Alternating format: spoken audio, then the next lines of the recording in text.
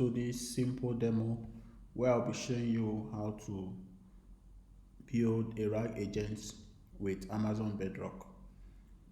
So to start with, we'll go to Bedrock and create a knowledge base. So for us to create a knowledge base, we'll click create knowledge base. We'll give our knowledge base a name and we'll give it a description. That's optional. You can also go ahead to create allow the Amazon to create an IAM service role for you. In my case, I already have that role created before now. I'll choose it. And then you specify your data source. That can either be in an S3 bucket or from a website. It can also be from other third-party sources such as Confluence, Salesforce, and SharePoint. In our case, our data source is in S3. We have a document here that contains a description of different products, the prices, and we have that document uploaded to an S3 bucket. And so we'll go ahead to specify that S3 bucket as our data source. We just have to copy the URI for that file. We want the knowledge base to point to this file.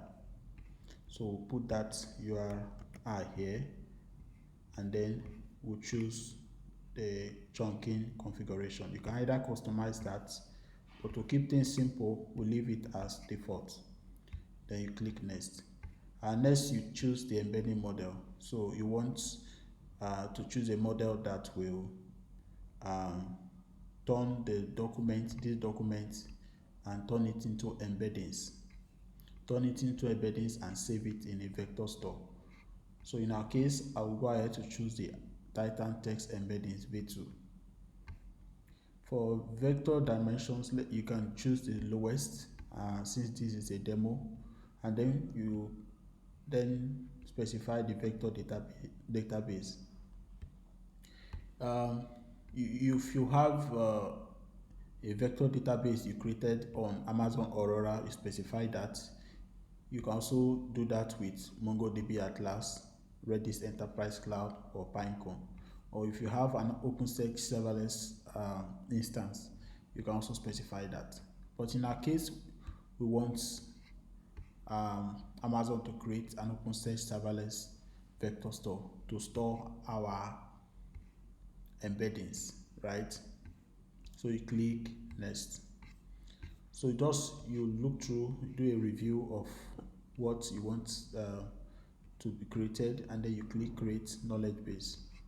But in our case, this creation will take about 5 minutes. But to save our time, I have already created a knowledge base here. You can see I already have a knowledge base, and I've configured the data source, which is sitting in S3, right? And I have synced the data source. So let's just do a very small demo here. So I want to ask a question, right? I'll ask the model a question, and let's see what it does. So I'll choose the Anthropic 3.5 Sonnet. Before you do that, you need to ensure that you have allowed model access. You've configured model access, and that has been granted. So if I ask this foundation model a simple question and say, how much is ZenBook Pro 14, right? Or 14 Pro.